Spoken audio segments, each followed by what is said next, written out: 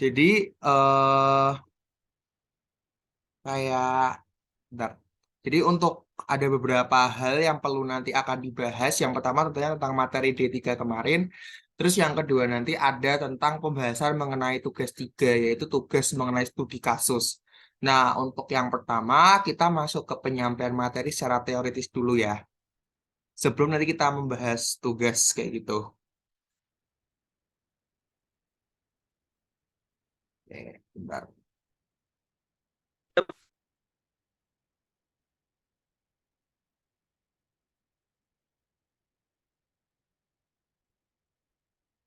Oh, bentar guys, ada pengumuman baru.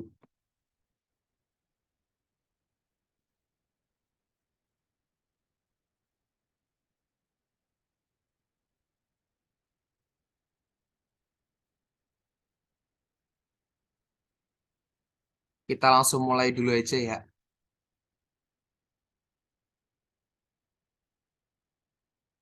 Oke, jadi nanti buat eh dokum, aku nggak akan ngasih tahu di awal atau di akhir. Jadi nanti kita eh, kita random lah, bisa di awal, bisa di tengah, bisa di akhir kayak gitu. Nah, jadi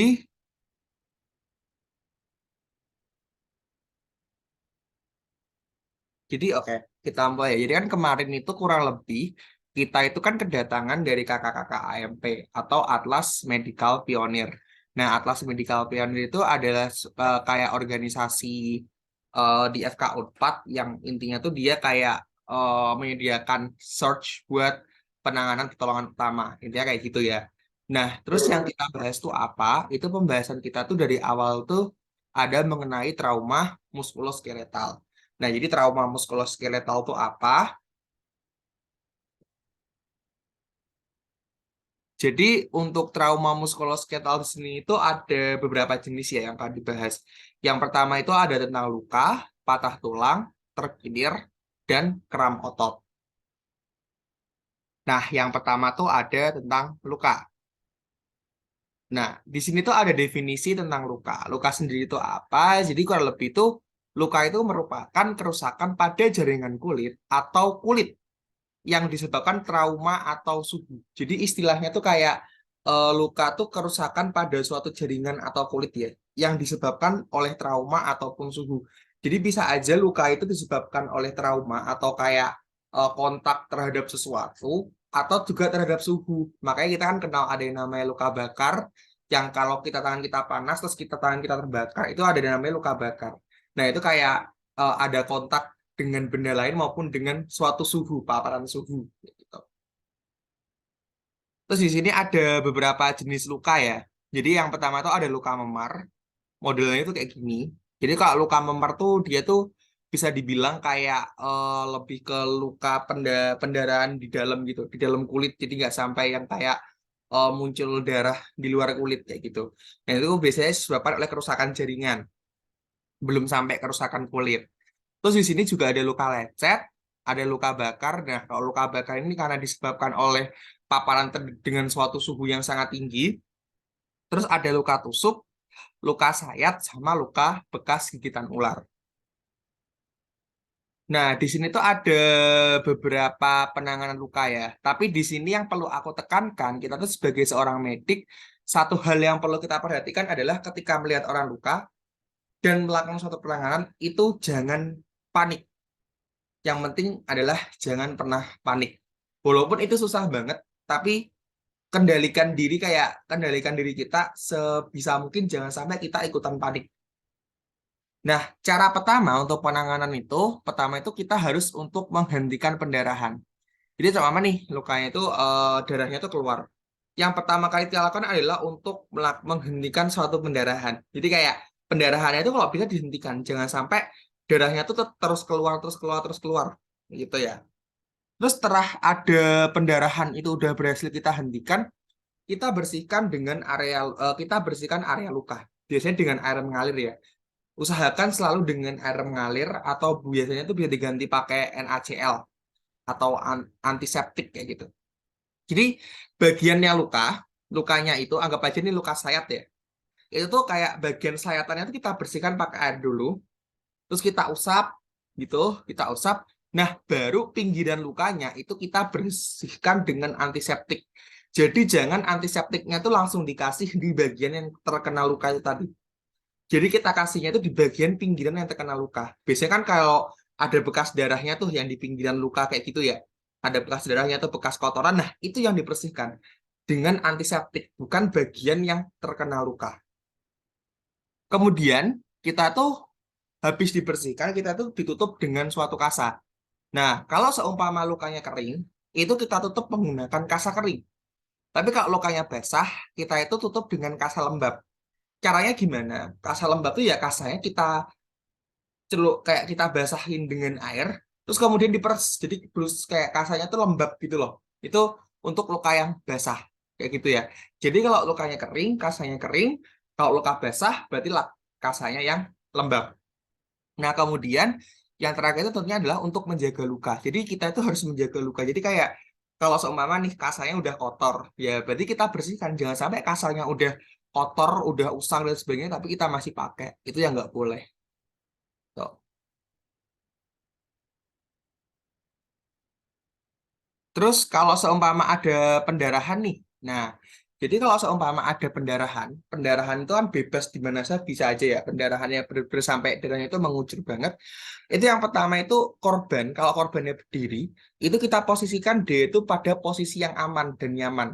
Jadi bisa duduk atau berbaring.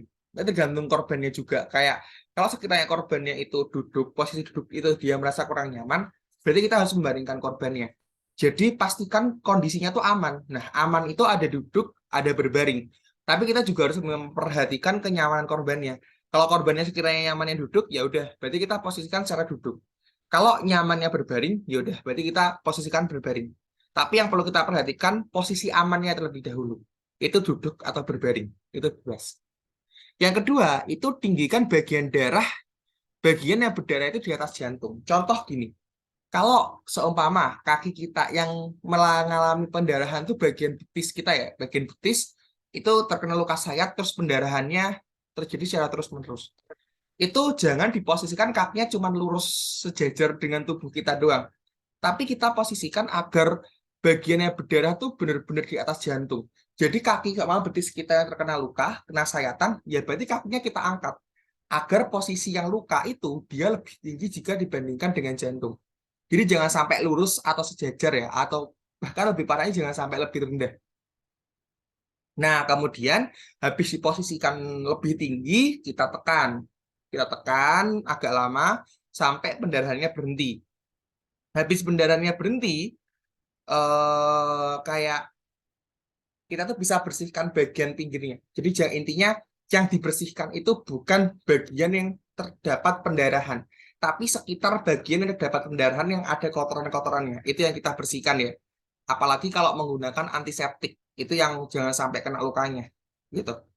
Nah, habis ditekan, kita balut tekan. Balut tekan tuh maksudnya gimana? Kita tuh bagian yang terkena pendarahan tadi, kita balut dengan suatu kain yang bersih, atau biasanya kasa, itu kita balut, tapi sambil kita tekan. Jadi nggak cuman sekedar tutupi kasa doang, tapi menutupinya itu juga harus sambil ditekan. Tujuannya apa?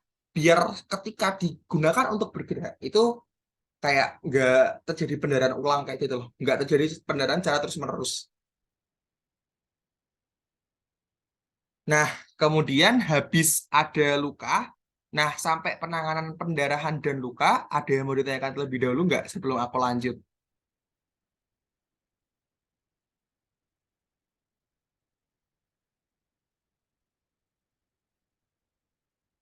Oke, kalau nggak ada kita lanjut.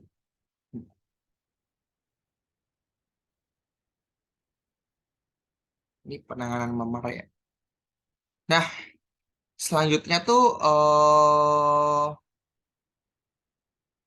ada beberapa penanganan ya. Oke, penanganan pendarahan. Nah, yang pertama itu ada jenis penanganan pendarahan yang kita kenal tuh sebagai turniket. Jadi turniket itu apa? Jadi turniket itu ketika kita itu ngasih peran untuk menghentikan pendarahan. Contohnya gini nih, kita pakai kasa nih. Kita pakai kasa, kita balut darah lukanya. Nih kayak bagian yang posisinya tuh kayak yang ini. Ini kan ada bagian, oh sorry. itu ada bagian kayak yang luka tuh anggap aja pendarahannya di bagian sini. Nah, itu kita ikat pakai mitela, terus mitelanya itu kita puntir. Nah, kita puntir terus kita kaitkan pada suatu batang atau ranting, terus kita putar untuk menekan bagian luka. Nah, apakah nggak sakit? Ya, pasti sakit. Tapi kayak prinsip kita itu tujuannya dulu untuk menghentikan pendarahannya. Jadi kita tekan, kita putar sampai dia benar-benar berhenti. Nah, kalau habis berhenti kita putar balik. Jadi kayak bener-bener kayak prinsip keran gitu. Putar, buka, putar, tutup. Kalau sekiranya kita udah putar buka, tapi ternyata masih pendarahan, kita putar tutup lagi, semakin kenceng. Nah, kalau udah rasanya udah berhenti, kita balik lagi untuk mulai dilonggarkan. Jadi intinya dilonggarkan, dirapatkan, dilonggarkan, dirapatkan. Kemudian kalau seumpama ada luka tusuk nih, nah ada luka tusuk. Nah kalau kita terjadi luka tusuk, itu jangan pernah memegang dalam luka tusuknya itu langsung menggunakan tangan kita. Dan jangan pernah luka tusuknya itu dicabut langsung. Jadi anggap aja di kulitnya itu ada tertusuk suatu batang tusuk sate lah, tusuk sate kayak gitu. Nah, itu jangan tusuk satenya itu langsung dicabut. Tapi kita eh, tutupi dengan mitela yang kita bentuk sebagai donat atau bantalan bulat. Bentuknya kayak donat kayak gini. Ini untuk penanganan luka tusuk ya. Terus kemudian di bagian lubangnya ini, itu kita masukkan tusukan luka tadi. Jadi tujuannya biar pendarahan kalau kita cabut, itu yang ditakutkan adalah pendarahannya nanti justru malah semakin banyak. Dan justru malah nggak menolong korban. Jadi kita minimalisir, tujuannya adalah untuk mengimobilisasi biar batu sukannya itu nggak bergerak-gerak gitu loh. Kayak nggak makin bergerak dan kayak nggak semakin merusak jaringan lebih dalam lagi.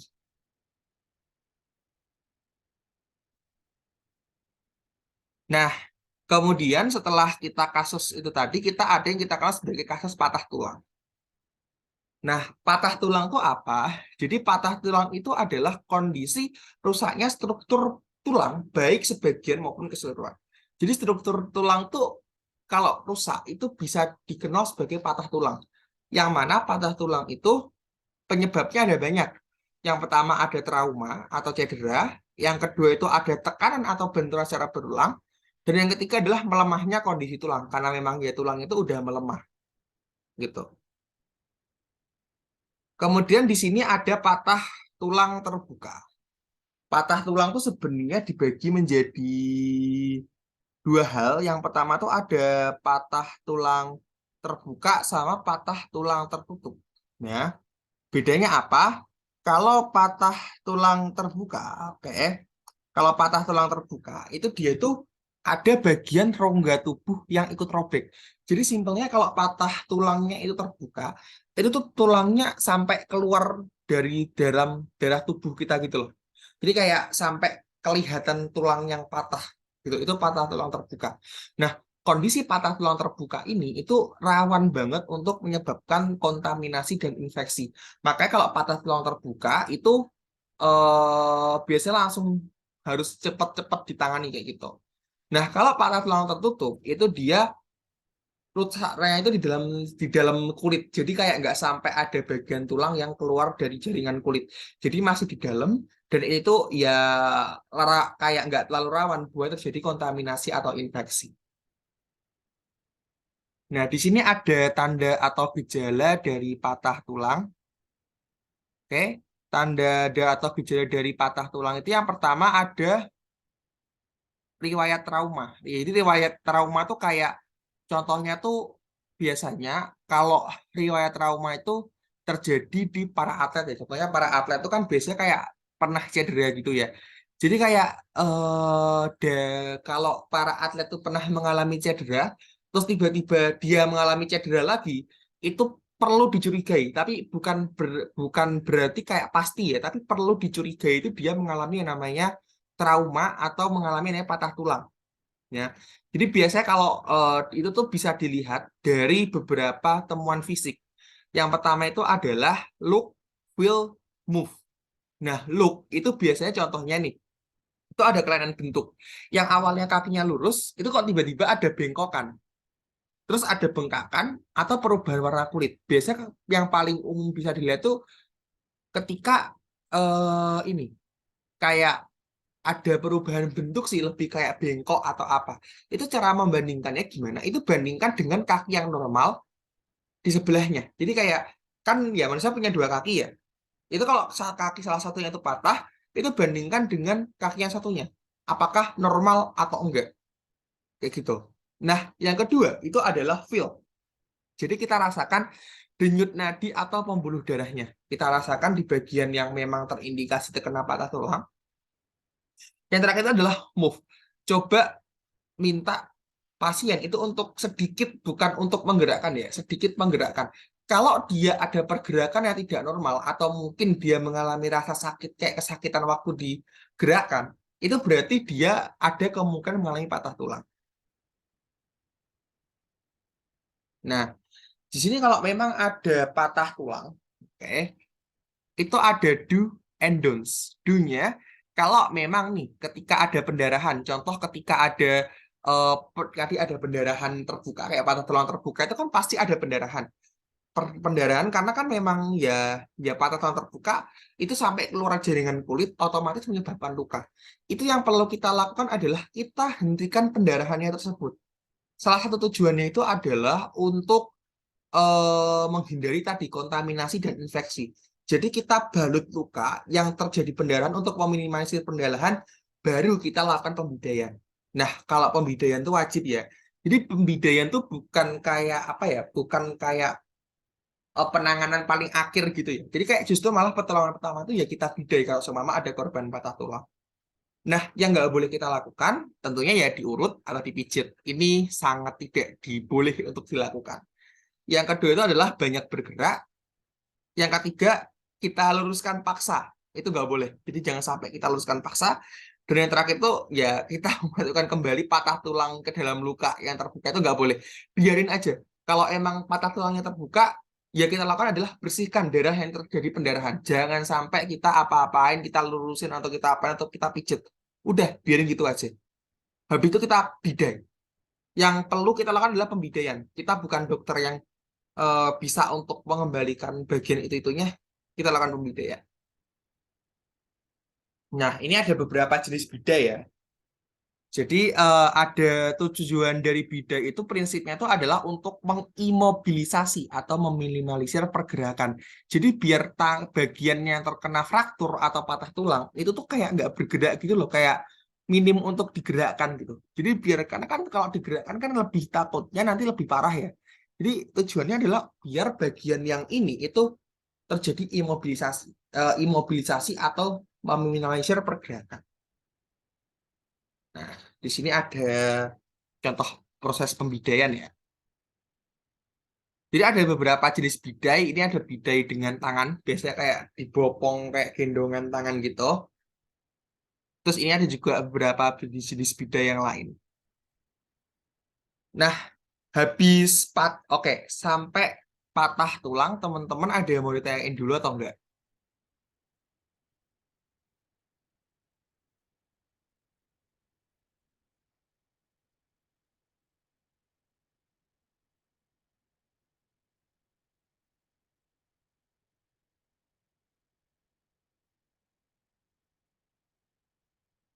Oke, nope.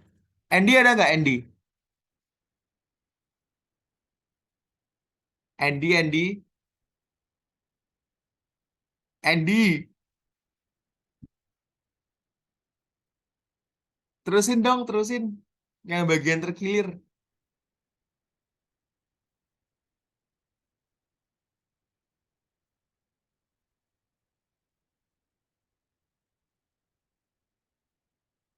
Siapa ya? Jangan gue terus. Bentar. Ada yang mau ngebantu nggak? Yang kemarin hadir.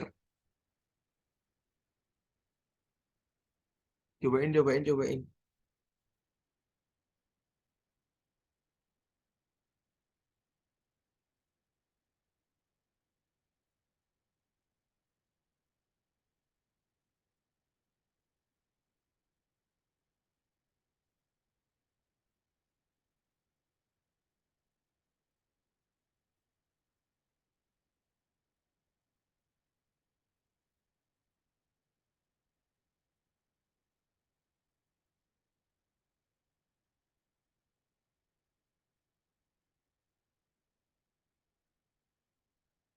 Gak ada suaranya di Alfi, Alfi ada Alfi nggak?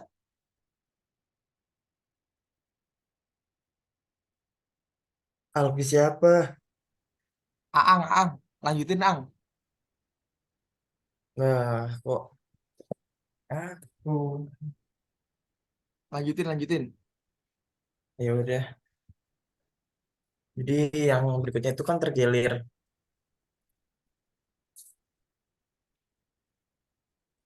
Ayo, Bang. Terkilir atau kesleo atau sprayan adalah cedera pada ligamen atau jaringan yang menghubungkan tulang dengan tulang. Umumnya dia sering disebut juga dengan kesleo.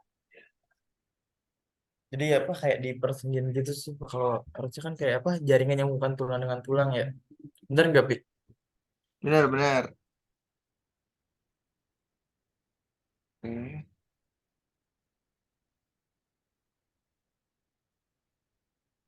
Tanda dan gejala dari kesleo sendiri itu ada nyeri, bengkak, terus ada memar, kaki terasa hangat atau panas dan pergerakan terbatas. Jadi kayak maksud pergerakan terbatas kayak kayak kalian kalau digerakin sakit gitu. Kalau geraknya itu nyeri itu ya benar sih nyeri pergerakan terbatas.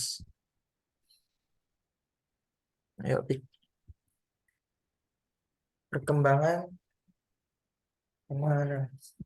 Ya, penanganannya pertama itu ada protection yaitu lindungi bagian yang terkilir dari trauma lebih lanjut. Contoh pemasangan ankle support. Kemudian rest, istirahatkan bagian yang terkilir, hindari membebani area terkilir dengan beraktivitas. Yang ketiga ada es yaitu kompres bagian yang terkilir dengan es selama 15 hingga 20 menit. Kemudian lanjut ke kompres, kompres dengan elastik perban untuk menahan pembengkakan lebih jauh. Pik, kalau elastik perban tuh kayak gimana, Pik? Gue kemarin Elastik kurang perban jelas itu kayaknya. kalau teman-teman tahu tuh biasanya tansokrip itu loh. Kalau kita kan namanya tansokrip. Jadi kayak Oh, yang buat di kaki kalau biasanya ada yang kakinya sakit itu kan ada tansokripnya ya, ada dipasangin perban itu kan. Nah, itu dia oh namanya yang ada coklat elastik itu deh. perban. Yang coklat bukan, Pik? Iya, Biasanya coklat warnanya. benar. Oh, yang itu. Oke. Kemudian elevate, tinggikan bagian yang terkilir lebih dari jantung.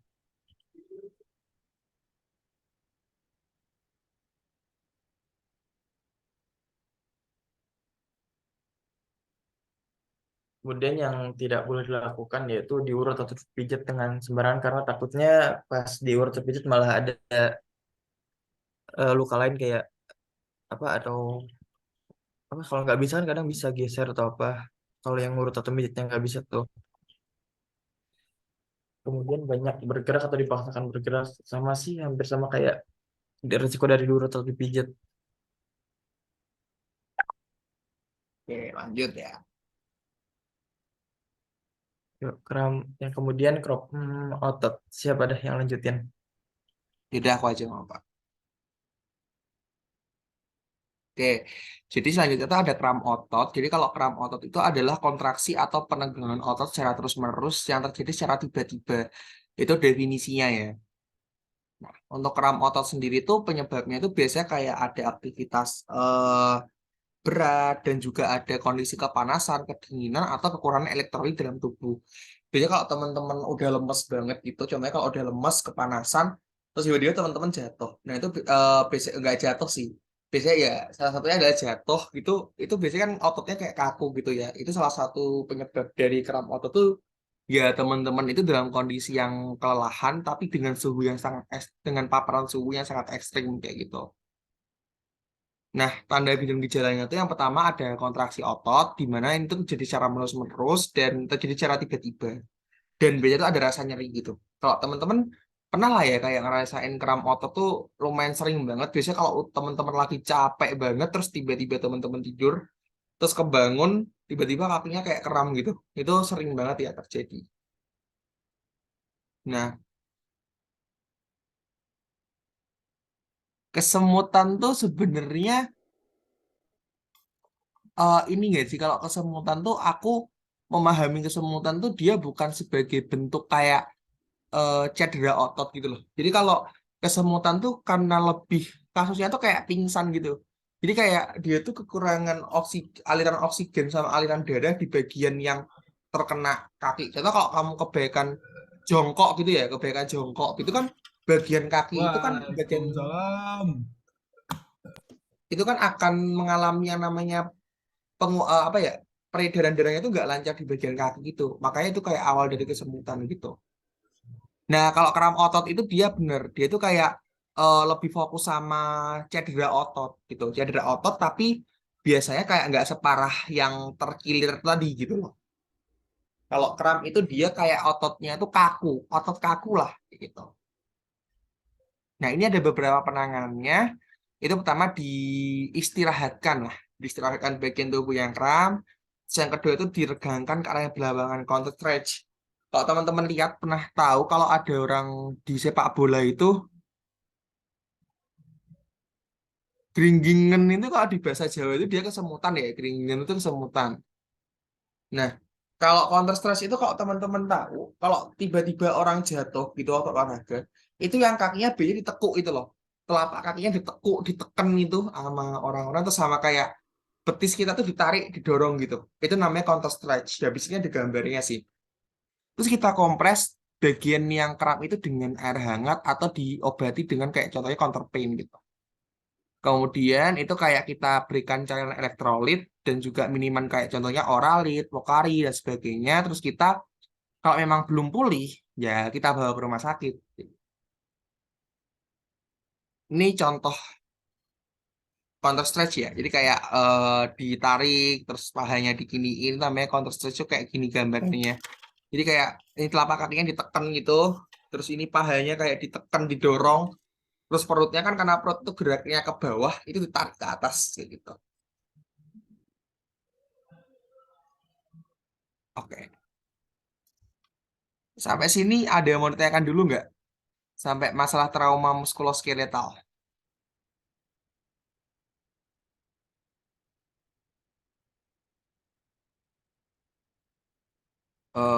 Bentar. Oke, kalau gitu mungkin kita mulai sesi dokumentasi yang pertama ya.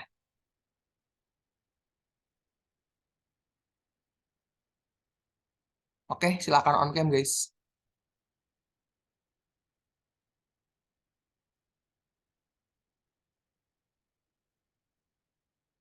Ada ini nggak? Marvella, Marvella. Iya, ya ada. Aman ya, aman ya. Ya. Ini gue kasih aba-abanya ya? Ya, kamu masih abagus sama motor. Iya, ya. Oke. Ntar, nunggu yang lain dulu.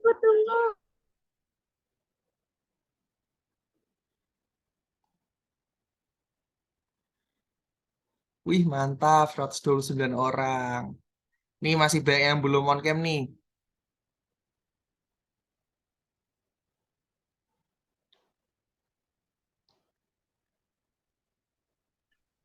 Bang Matthew tampan.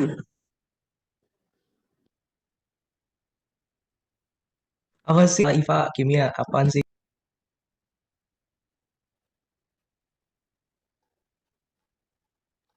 Ilham Bandung. Terus siapa lagi nih?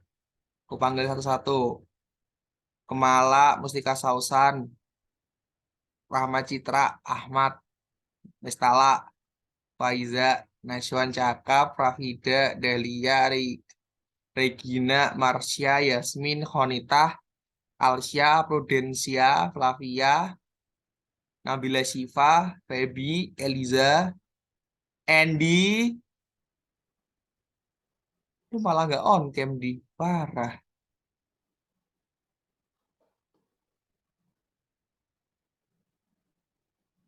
Ayo yang belum dong, ayo.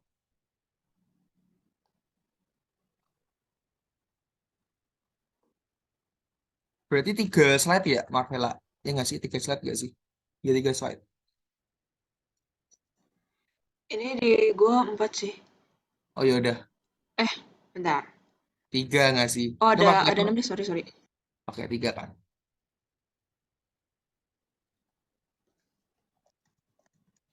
Yaudah foto aja deh langsung. Itu tanggungan Oke. yang di on cam. Gue kasih aba-abanya ya. Satu, ini buat slide satu dulu ya. 1, 2, 3.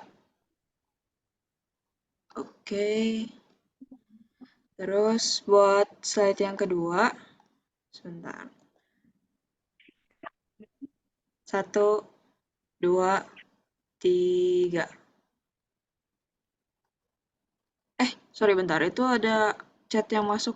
Bentar, Oke, ketutup. ulang. Ulang lagi ya. Nah, 1, 2, 3. Oke, lanjut ke slide yang ketiga. Sebentar.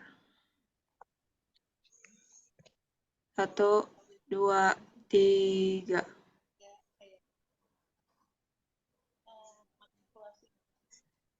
Slide yang keempat. Bentar. 1, 2, 3. oke. Kita lanjut ke pembahasan yang selanjutnya ya. Jangan keluar dulu, nanti ada sesi dokumentasi terakhir buat kita memfiksasi absen yang benar-benar hadir berapa gitu ya. Oke.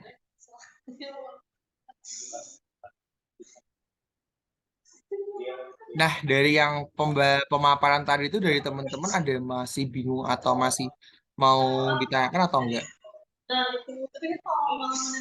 Soal yang trauma muskuloskeletal, karena nanti kalau di OSKM sendiri itu yang paling banyak kasusnya itu kemungkinan yang trauma muskuloskeletal. Nah, ini aku berdasarkan pengalamanku aja ya. Kalau berdasarkan pengalamanku, karena dulu aku kan basicnya TPB Cup ya. Kalau TPB Cup kan emang atlet, kayak gerak. Itu yang paling banyak itu biasanya kasus-kasus kayak kram otot sama terkilir. Kalau kasus-kasus kayak luka itu jarang banget. Tapi kalau aku perhatikan dari yang kasus mungkin di OSKM yang kita dulu pernah lakuin ya, kayak kasus-kasus kita kan jalan-jalan gitu ya, kayak Triserhan dan sebagainya. Itu kalau dari situ itu sebenarnya bisa kita identifikasi kalau sebenarnya resiko yang paling tinggi dari trauma muskuloskeletalnya itu ya sama sebenarnya kayak ada di terkilir sama kram otot. Kalau luka tuh mungkin karena wilayah Jatinangor itu mungkin ada kemungkinan luka gigitan ular, tapi ya jangan sampai lah ya gitu. Nah, ini dari sini kita bahas gitu ya. Head stroke itu mungkin, tapi kan kita bahas saat ini kan sebenarnya kayak masih konteks di trauma muskuloskeletalnya dulu ya. Jadi kayak kalau trauma muskuloskeletal itu yang emang sering terjadi itu kram otot sama itunya. Kalau yang heart stroke sama hipoglikeminya itu nanti kita bukan konteksnya bukan yang trauma muskuloskeletal gitu. Nah, kalau yang trauma muskuloskeletal gimana? Ingat ya, kalau trauma muskuloskeletal ini bukan berarti kayak kalian nggak harus belajar yang luka-luka kayak luka bakar dan sebagainya. Tapi kalau yang trauma muskuloskeletal itu yang perlu kalian fokuskan dan kalian paham itu adalah penanganan terhadap kram sama otot yang terkilir. Eh, eh, ini apa maksudnya, Okta? Kok absurd gini ya? Nggak boleh gitu.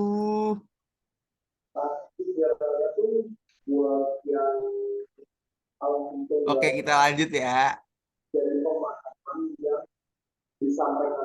Nah, kita sekarang ngomongin yang namanya kegawat darurat. Wih, banyak juga nih slide-nya. Oke, ini siapa yang...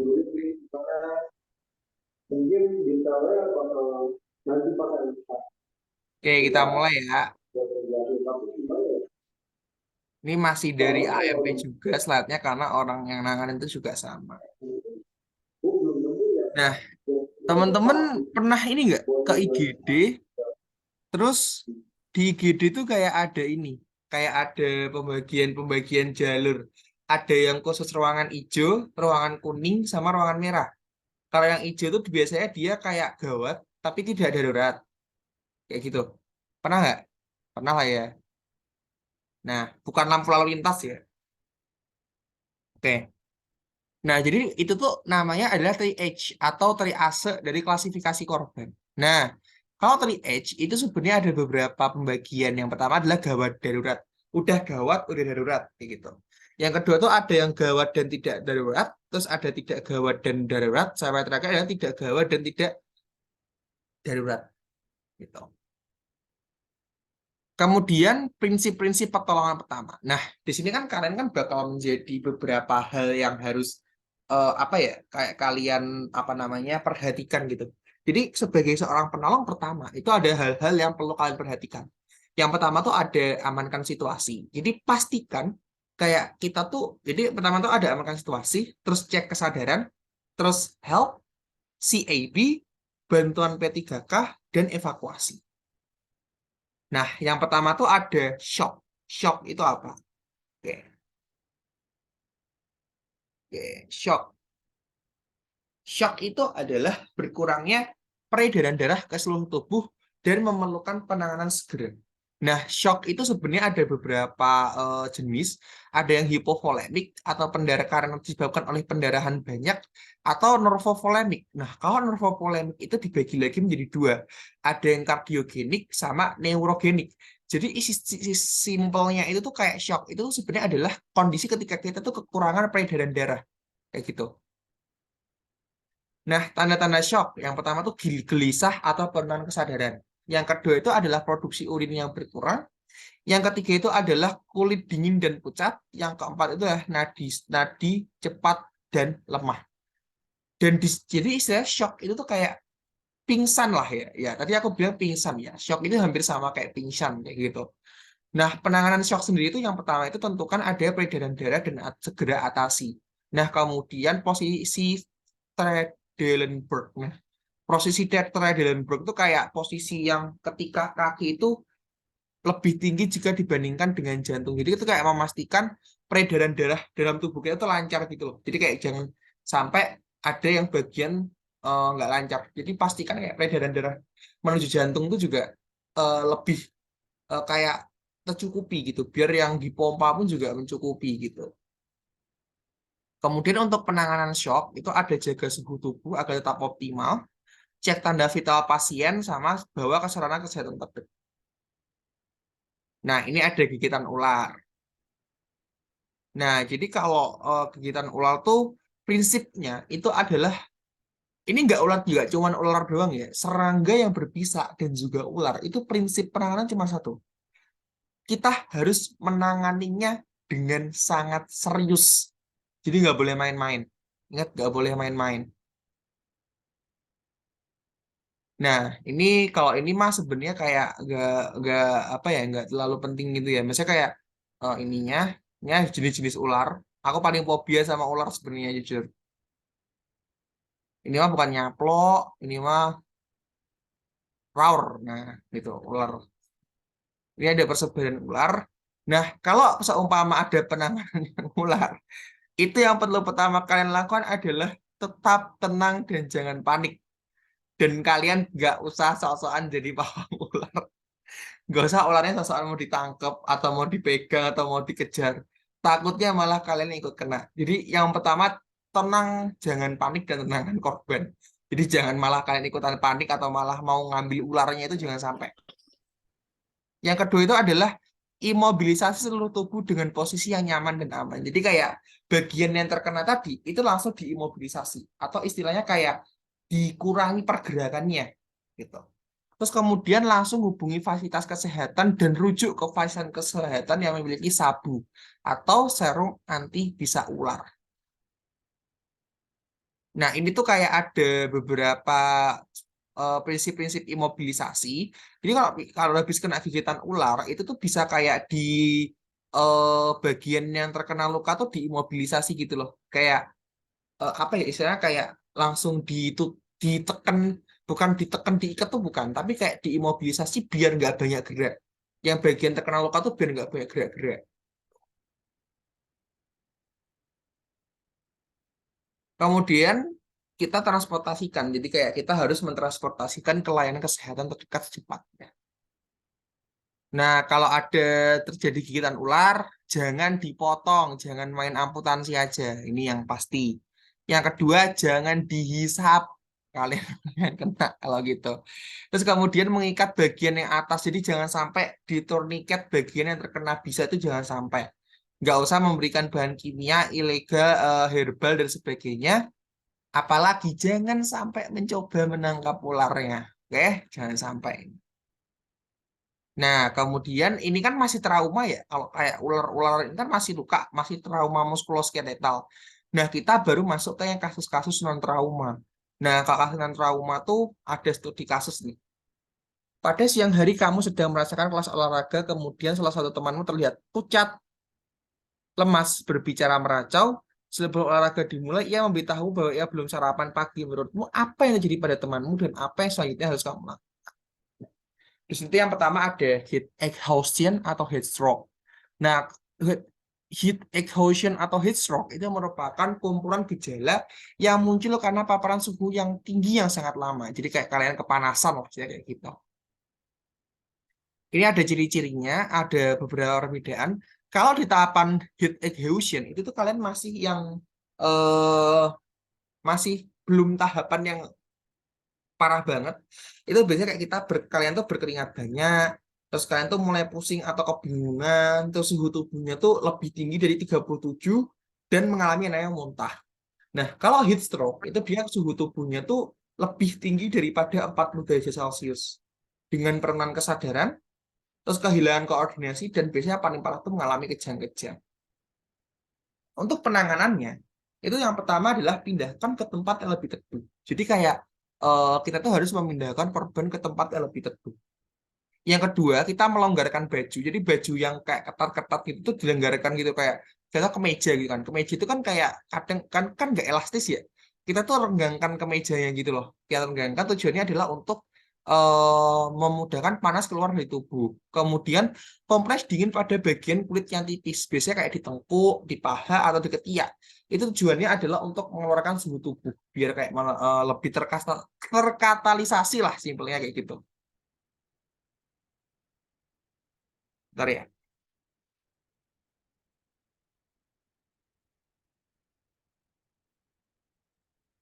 Terus kemudian kalau ada korban heat exhaustion itu tuh berikan minuman elektrolit. Jadi kayak yang heat exhaustion ya, heat exhaustion itu dia masih bisa dibilang kayak simple gitu loh.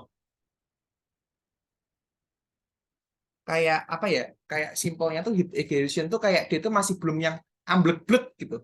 Masih lelah. Kecuali kalau yang heat stroke itu jangan sampai dikasih minuman karena takutnya tersedak. Jadi ada pencegahan, hindari paparan sinar matahari, gunakan baju yang lengan panjang, ringan, terus gunakan topi dan minum secara berkala. Oke. Aang, ada Aang nggak? Kenapa? Lanjutin baca dong. Oke, oke. Oke, selanjutnya yaitu dehidrasi.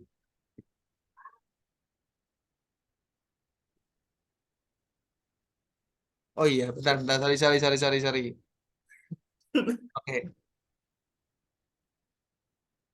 Dehidrasi adalah suatu kondisi di mana tubuh kehilangan cairan secara berlebihan atau kekurangan konsumsi cairan.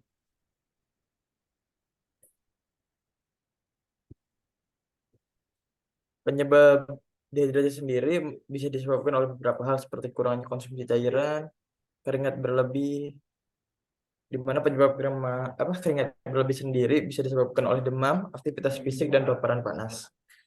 Kemudian pengeluaran air seni atau urin berlebihan. Salah satu penyebab keluar urin berlebihan adalah diabetes. Kemudian bisa disebabkan juga oleh diare dan muntah dan juga luka bakar.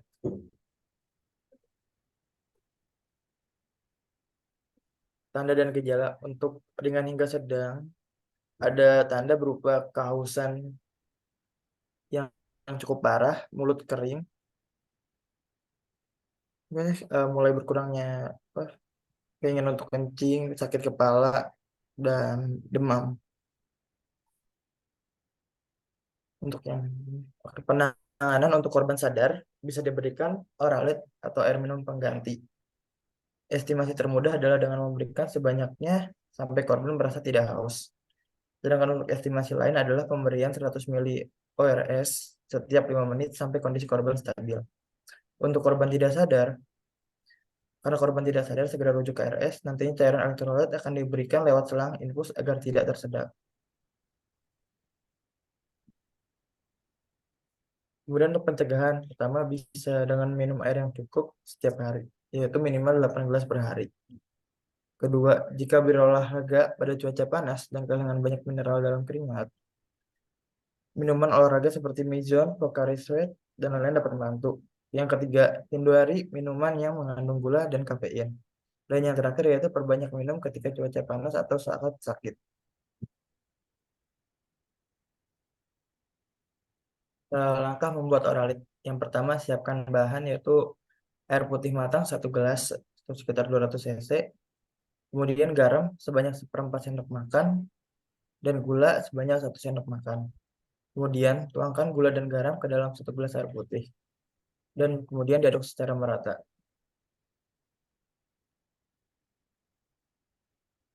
Yang selanjutnya adalah hipoglikemia.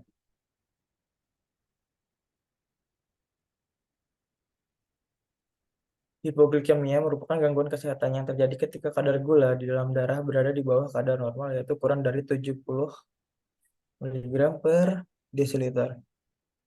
Penyebabnya antara lain yaitu aktivitas fisik berlebihan, tidak cukup makan atau terlambat makan.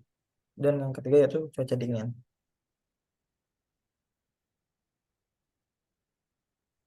Tanda dan gejala untuk dari ringan hingga sedang yaitu seperti perubahan mood, gemetar, pucat, berkeringat, pusing, penglihatan kabur, dan beberapa contoh lainnya. Sedangkan untuk gejala pada beratnya, gejala yang sudah berat itu adanya kehilangan kesadaran dan pengalaman kejang. Untuk memastikannya sendiri bisa dengan menggunakan alat buat ngecek gula sendiri sih. Kayak tadi apa hacu cek. Kemudian untuk penanganan pada tahap pertama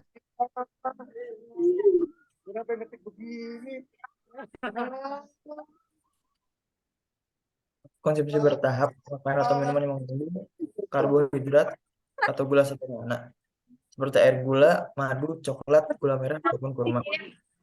Saya omongan Diana. Banget, sumpah demi Allah mirip banget anjir. Yang kemudian yaitu konsumsi karbohidrat sedang untuk transisi ke karbohidrat kompleks yaitu biskuit. Dan kemudian yang terakhir yaitu konsumsi karbohidrat kompleks yaitu nasi beserta lauk. Kemudian ada Sok. 50 rolls yaitu konsumsi 15 gram gula sederhana yang kemudian dievaluasi setelah 15 menit. Contoh 15 gram gula sederhana yaitu 1 sendok makan gula, madu ataupun sirup. Yang kedua yaitu permen atau jelly beans. Konsumsi karbohidrat kompleks sangat dibutuhkan bagi korban yang masih terpapar risiko hipoglikemia seperti aktivitas berat dan cuaca dingin.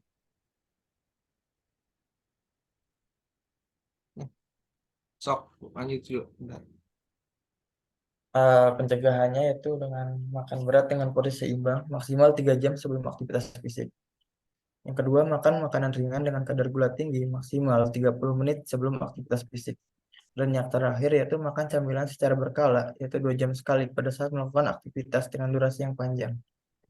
Oke.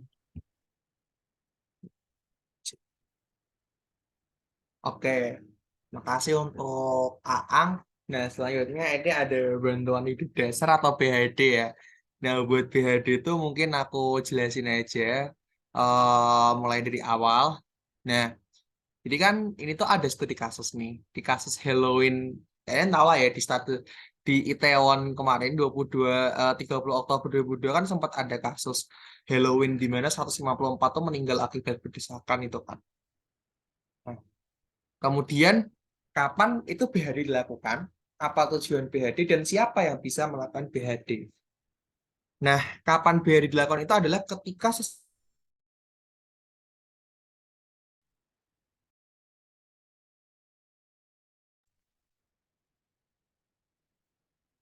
Oke, jadi BHD itu bisa dilakukan ketika seseorang tuh mengalami henti jantung atau ketika dia itu berhenti bernapas.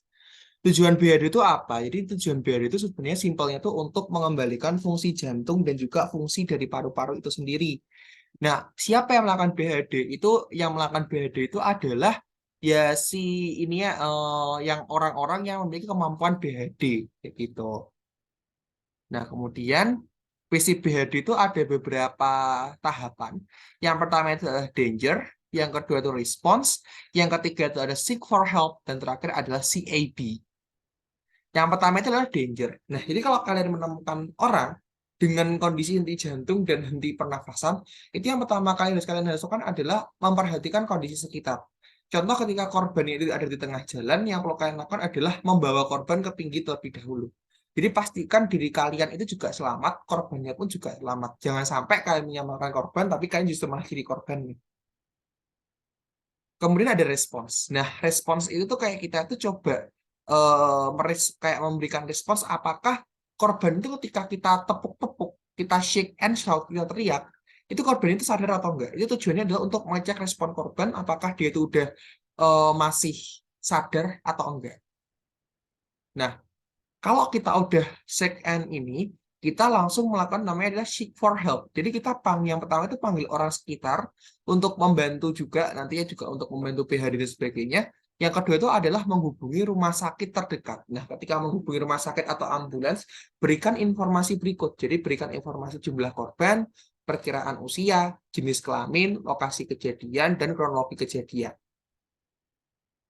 Nah, kemudian setelah melakukan yang namanya seek for help, kita akan melakukan yang namanya CAB atau circulation, airway, and breathing. Nah, circulation, airway, and breathing itu yang pertama itu ada circulation.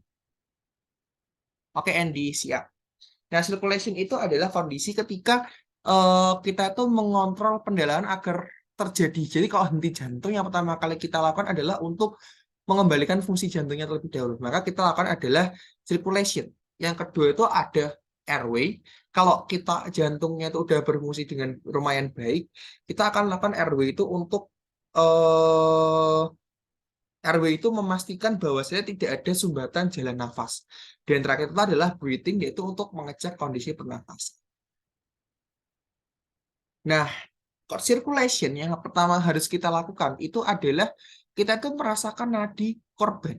Kalau di bagian nadi itu, dia itu biasanya di nadi karotis di dekat leher, dekat dagu, itu dia biasanya kalau nggak ada nadi yang terasa, itu kita harus melakukan yang namanya adalah kompresi dada.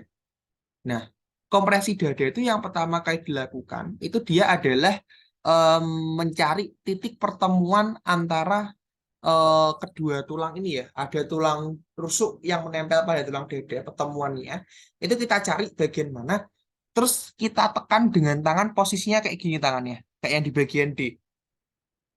Ini bagian tangannya itu persis kayak gini, ini posisi tangannya, jadi posisi tangannya itu harus gini, terus kita tekan nantinya. Nah, penekanannya gimana?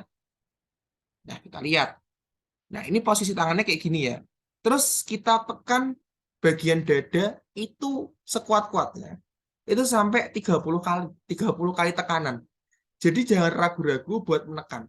Nah, apakah nantinya nggak patah tulang bagian dadanya? Itu nggak masalah. Jadi memang untuk melakukan compression ini, itu memang ada resiko untuk patah tulang. Tapi resiko patah tulang di dada dibandingkan dengan korban yang tidak memiliki sirkulasi jantungnya baik tadi, itu ya mending kita selamatkan jantungnya dulu. Nantinya kalau kita udah kompresi dada dan udah kembali itunya, nanti yang menangani patah tulang di bagian dadanya itu adalah dokternya. Gitu. Orang yang lebih ahli. Nah, ini yang perlu kita lakukan adalah kompresi tekan dengan kuat. Tekan dengan kuat sedalam minimal 5 cm. Jadi 5 cm benar-benar dalam ya. Nah, terus memang ada biarkan dada mengembang secara penuh setiap kompresi. Jadi kayak mengembang, benar-benar mengembang banget. Terus menimbulkan gangguan dalam kompresi. Jadi ya udah kalian tuh fokus buat menekan bagian dada korban. Yang nggak boleh dilakukan adalah melepas tangan dari dada, terus menghentak saat kompresi. Jadi jangan sampai gitu, gitu ya. Ya udah kayak orang menekan aja yang santuy tapi tetap kuat. Itu menekan. Dan terakhir adalah menekuk siku. Jadi sikunya itu tangannya harus lurus saat menekan. Jadi harus benar-benar lurus kayak gini. Ini nggak boleh sampai tangannya nekuk ya. Kemudian setelah kita lakukan kompresi, itu kita lakukan yang namanya adalah airway. Jadi Gini, kompresi itu prinsipnya, itu kita lakukan selama 30 kali. Habis 30 kali itu kita langsung berikan airway, kita memastikan jalan nafas korban. Itu dengan prosesnya itu kayak gini. Jadi ada yang ditarik, ada yang ada yang ditarik, kayak gitu ya. Nah, kita pastikan jalan nafasnya. Dan yang terakhir adalah kita cek kondisi pernafasannya. Nah, cek kondisi pernafasannya itu menggunakan listen, look, and feel. Nah, kalau sama memberi nafas buatan pada korban, itu tadi benar kata Andy. Itu jangan ragu-ragu buat ngokop mulut si korbannya. Jadi sampai mulutnya itu benar-benar tertutup oleh mulut kita. Itu jangan sungkan. Gitu ya. Itu nggak masalah. Nah, kemudian setelah kita akan breathing, kita evaluasi. Nah, jadi teman-teman, anggap aja gini. Kita habis 30 kali menghentakkan itu tadi, kompresi itu, kita langsung berikan nafas buatan atau breathing. Terus kita evaluasi lagi, kita lakukan kompresi lagi. Sampai korban itu benar-benar denyutnya itu kerasa. Kompresi itu fungsinya untuk mengembalikan denyut nadinya. Nah, ini evaluasinya ya. Jika nafas dan jenuknya di korban itu udah mulai normal, kita lakukan recovery. Kalau belum normal, kita tetap berikan bantuan nafas. Kalau belum ada nafas dan jenuh, kita ulangi terus siklusnya. Jadi siklusnya tadi kita kompresi, nafas buatan. Kompresi, nafas buatan. Siklusnya kayak gitu terus. Ini algoritmanya ya.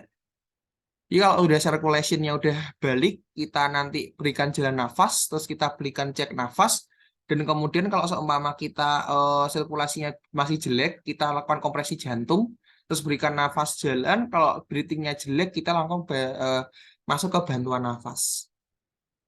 Kapan BHD dapat dihentikan? Nah, BHD itu dihentikannya ketika korban memberikan respons, terus bantuan lebih advance datang, penolong tidak mampu lagi untuk melakukan BHD atau udah capek lah kayak gitu. Terus kemudian LJP kurang lebih dari 30 menit korban tidak memberikan respon, tanda kematian, sama korban meminta untuk dihentikan. Keluarganya ya.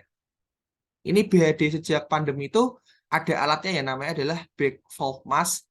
Jadi kalau sebelum ada pandemi itu kan kita langsung pakai mulut, dari mulut ke mulut ya. Kalau ini tuh ada alat bantunya gitu. Oke. Nah, untuk materi evakuasi ada yang mau menyampaikan nggak dari teman-teman yang kemarin datang?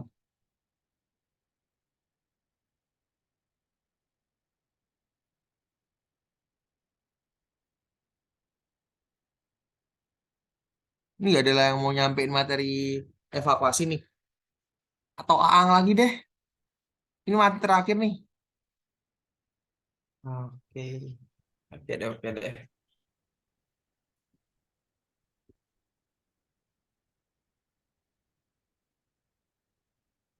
Tapi jujur, evakuasi kalau nggak dipraktekin agak susah loh. Oke. Evakuasi ya ialah salah satu cara pemindahan penderita dari lokasi cedera ke tempat lain yang telah ditentukan dan lebih aman.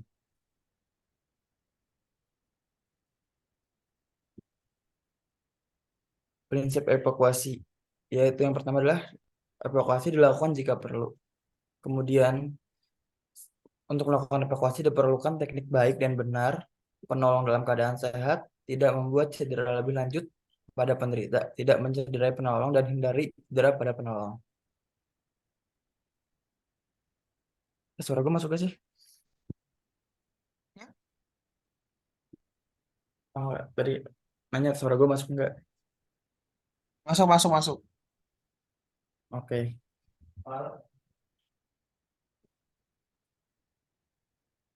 Lanjut ya.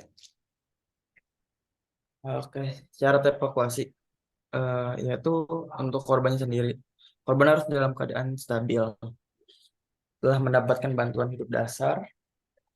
Ya, maksudnya dalam keadaan stabil yaitu telah mendapatkan bantuan hidup dasar. Pendarahan telah dihentikan jika terjadi pendarahan. Kemudian patah tulang telah diimobilisasi dengan bidai. Yang kedua, sepanjang pelaksanaan pemindahan korban perlu dilakukan pemantauan keadaan umum korban. Maksud pemantauan keadaan umum korban itu kayak seperti yang kemarin jelasin, kayak dicek juga kondisi korban apakah masih bernapas atau enggak selama terjadinya berlangsungnya evakuasi. Yang ketiga, perhatikan lokasi, pelayanan medis, jalur, serta alat yang digunakan saat evakuasi. Hal-hal yang harus diperhatikan, yang pertama yaitu lokasi awal, kondisi dan kondisi penderita. Yang kedua, jarak, jalur transportasi, alat, dan keadaan sekitar. Dan yang terakhir yaitu lokasi akhir, yaitu RS atau puskesmas. Kemudian hal yang harus diperhatikan yaitu evakuasi tanpa alat dan evakuasi dengan menggunakan alat.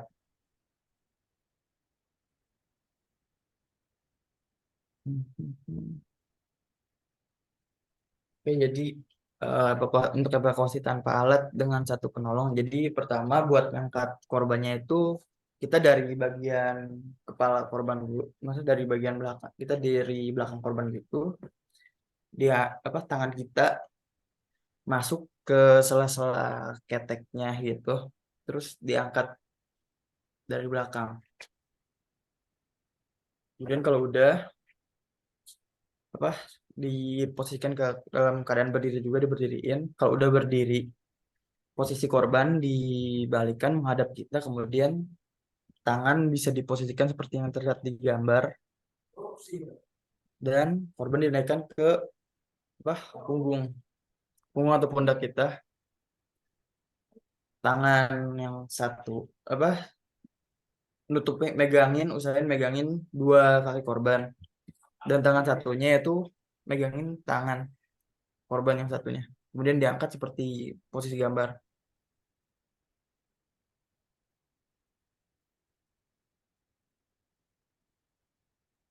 Oke, kemudian untuk posisi dua penolong, untuk penolong yang satu penolong hampir posisinya tuh sama kayak ketika melakukan penolongan dengan satu orang, yaitu tangan kita dari belakang, tangan kita diselipin lewat ketiak korban gitu antara lengan dan badan, kemudian dipegang. Sedangkan untuk yang dari depan memposisikan di tengah-tengah antara dua kaki posisinya.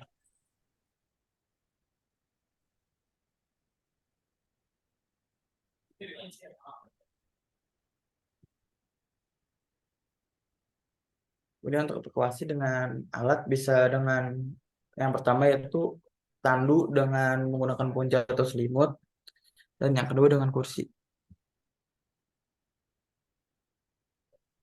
Oke.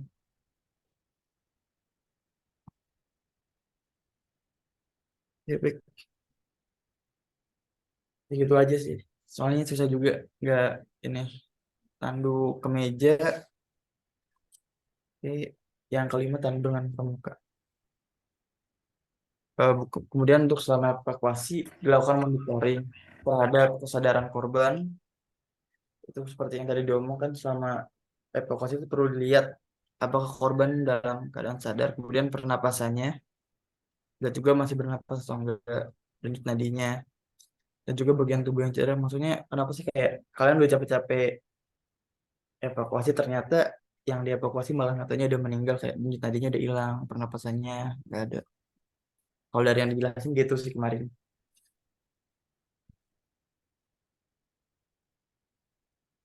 Oke, udah habis. Yeay. Jadi buat materi teori itu memang cuma sampai segitu, guys. Nah, untuk yang bagian ini kira-kira ada yang mau ditanyain atau enggak? Kalau ada yang mau nyontohin ini enggak? Nah, itu bisa banget nih buat dicek.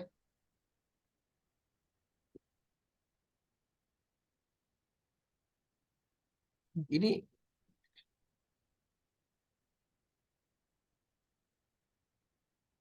oh ya, kalian bisa follow akun IG-nya AMT ya. Kalau kalian memang mau buat ini. Sama aku tuh ada rekomendasi nih dari, ini aku ini dulu.